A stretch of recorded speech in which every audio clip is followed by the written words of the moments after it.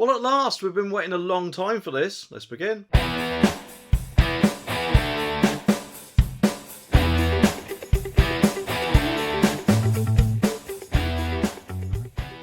Well, hold on to your political hats, everyone, because Tory MP Lee Anderson apparently has been breaking out the no-nonsense, unfiltered truth like a bull charging through a china shop. Apparently, if asylum seekers have any qualms at all about staying on the cosy accommodations aboard the Bitby Stockholm barge, he's got a simple message for them.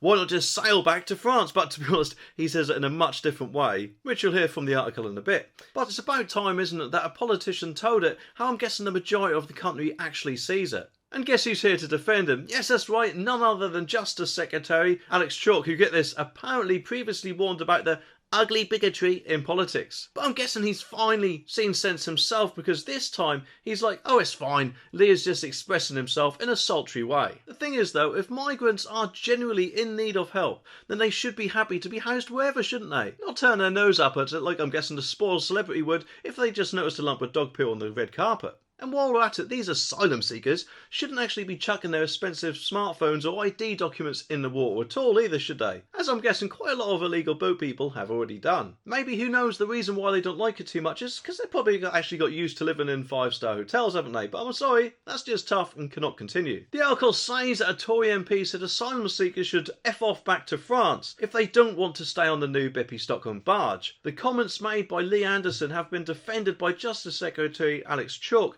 who previously warned about the ugly bigotry in British politics on BBC Radio 4's Today. Said, Lee is expressing himself in sultry terms, I think, and it's something that people will understand, which is that the British people have warm hearts, but we also want to have a secure front door, and it's not right that people who behave illegally jump the queue compared to those who have played by the rules. Lee has expressed himself in his own way, but it is not unreasonable, and he was questioned on his own previous comments when he argued that the UK must present itself as a tolerant, out-facing nation and denounced anyone using Brexit as an excuse for the kind of ugly bigotry that I thought we had left behind. Responding to Mr. Anderson's outburst, Mr. Chalk said that I think this is absolutely fine. I have no difficulty with that. It's not bigotry at all.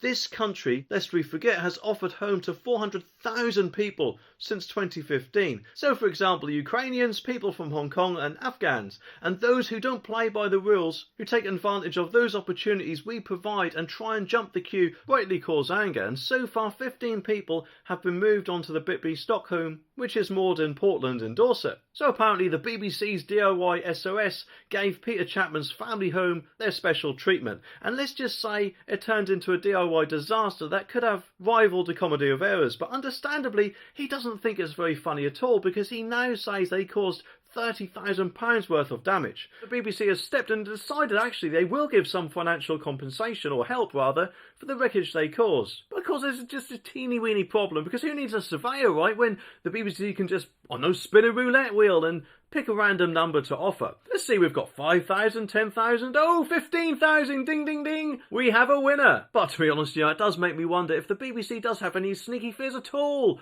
about not being able to afford either the staff Christmas parties, or maybe actually Gallagher's paycheck if they stump up the full 30k. I mean, could that have been the reason for the undervaluing? Or maybe, just maybe, they might have been worried about the increasing number of TV licence cancellations. And admittedly though, yes, okay, Mr. Chapman could have taken matters into his own hands. He could have become the DIY SO expert himself and sent the BBC his own estimate, hopefully backed with a quote from a local builder. But of course, it doesn't actually stop there. The article says that a man whose family home was wrecked by DIY SOS says the BBC offer of financial help won't actually cover the damage. Peter Chapman, who is 64, full-time carer for his wife and daughter, says Nick Knowles and his crew caused £30,000 worth of destruction at his Gloucestershire home. He says cock-ups included wall bars on the roof, a wheelchair-using wife Sarah, who's 59, and daughter Suzanne, who's 38, coming off on the first day. Also, part of their hallway collapsed at their Cheltenham home after the works, he adds.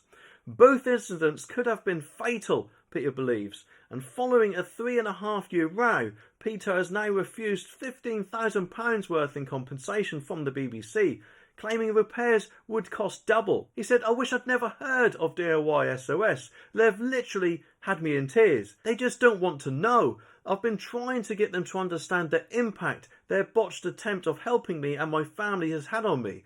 And other issues include a leaking roof, which now has buckets catching water, cracks in the patio decking, making it unsafe for Sarah to use her wheelchair, and a ramp that is too steep for a wheelchair at all. The 64-year-old also blames the programme for laying the driveway that sank and had to be relaid, cracks in some of the bungalow's walls, and a lack of insulation in 2 ceilings, and installing a slippery hard floor in the lounge when he wanted to keep carpet. And he believed the build, which was hit by prolonged heavy rainfall, should have been postponed. Peter asked the BBC not to broadcast the programme because of the ongoing dispute, but he claims they did anyway. And to add insult to injury, the full-time carer claims producers failed to return some of his precious family photographs. They failed to install obscured glass in the bathroom and left a gap under the side gate, which led to his dog running out and going missing for a while.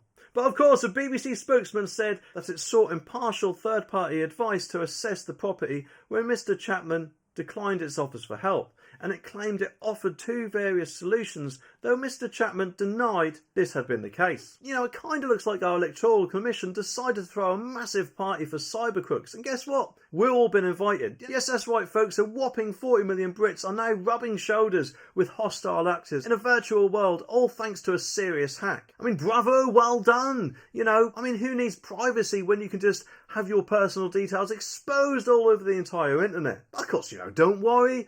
We've got an apology handy. Oh, sorry about the breach, folks. We didn't realise. Hackers were crashing the party for over a year. Our bad. And what did they manage to get our hands on? Yes, that's right. Our names and addresses and, you know, other sort of stuff that you kind of guard with your life. Apparently, most of it was already in the public domain, according to them. I mean, who needs secrets when you can just have your personal info shared like samples in a supermarket? But hold on, because the Chief Executive, Mr. Sean McNally, comes riding in on his cyber horse to assure us that there's little risk of those saboteurs influencing an election. Of course, you know, at the same time, the icing on the cybersecurity cake is that experts predicting the grand show of fraudsters using our entry-level data as a gateway to swindle us even more than what we are already, I'm guessing. It's kind of like getting invited to a scammer's VIP party, isn't it? Where they charm you with your own stolen info and then ask you for your banking details as party favours. I mean, talking about a twisted tale of hospitality. And to be honest, yeah, I reckon they actually should offer some sort of compensation. Especially as we now might be targeted for all sorts of scams. Or worse, they can actually attempt to try and gain access to our accounts with the information the hackers have just received. The article says that a serious hack has exposed the details of up to 40 million Brits to hostile actors. The Electoral Commission today apologised for the data that allowed cyber crooks to access the names and addresses of voters, and hackers first infiltrated the system in August 2021, but it was only discovered more than a whole year later in October 2022. And anyone who registered to vote between 2014 and 2022 could have had their details harvested. Chief Executive Sean McNally said he does not know conclusively what files may or may not have been accessed. He said while data contained in electoral registers is limited, much of it is already in the public domain. We understand the concern that may have been caused by the registers potentially being accessed and apologise to those affected. But he was adamant there was little risk to saboteurs to influence an election. He said the UK's democratic process is significantly dispensed, with key aspects of it remain based on paper documentation and counting. This means it would be very hard to use a cyber attack to influence the process. Security buffs from the National Cyber Security Centre have been called to help bolster the systems, and a spokesperson said, wait for it, defending the UK's democratic process is a priority for the NCSC, and we provide a range of guidance to help strengthen the cyber surveillance of our electoral systems. Experts fear, though, that information could be used by fraudsters as a gateway information to swindle vulnerable Brits. Caroline Carruthers, hope I pronounced that right, CEO at Global Date Consultancy, Carruthers and Jackson, said the real concern about this data breach is that the information potentially stolen is entry-level data. This means that scammers could use the data stolen to convince vulnerable members of the public that they can be trusted, and use this gateway information to convince individuals to share even more sensitive data such as banking details. And to be honest, if you think that's bad, then wait until you see this video with what the government is apparently planning to do, which to be honest I'm guessing is going to pee off a whole load of people.